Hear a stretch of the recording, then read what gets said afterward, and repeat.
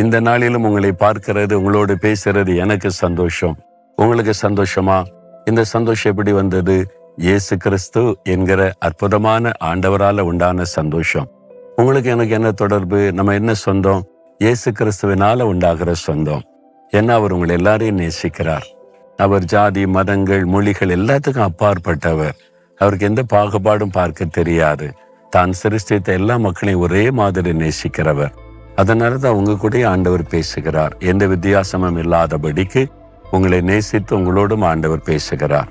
அவருடைய பிரச்சனை எவ்வளவு இனிமை தெரியுமா? ஆண்டவரே காலையில நம்முடைய கிருபையினால் எங்களை திருப்தி ஆக்கும். அப்ப நாங்க வாழ்நாள் எல்லாம் சந்தோஷப்பட்டு மகிழ்ந்து களி கூறுவோம். நம்ம சந்தோஷமா இருக்குன்னு தானே விரும்புறோம்.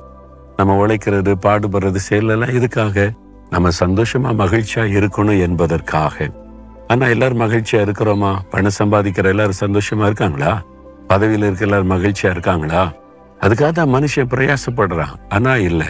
ஆனா காலைதோறும் ஆண்டவருடைய கிருபை நம்மை சூழ்ந்து கொண்டா நம்ம சந்தோஷமா இருக்கலாமா? இன்னைக்கு காலையில அவரை தேடுனீங்களா? வாக்கு ஜெச பாக்குறல, ஒரு வசனம் கேட்டு சும்மா ஒரு ஜெபம் பண்றதுனால முடிந்து விடாது. காலையில எழும்பி ஆண்டோடைய பாத்துல காத்திருந்து வசனத்தை தியானிக்கணும். அப்ப அவருடைய பிரசன்னம் நம்ம சூழ்ந்து கொள்ளும் பாருங்க, அதுதாங்க பெரிய ஒரு சந்தோஷம்.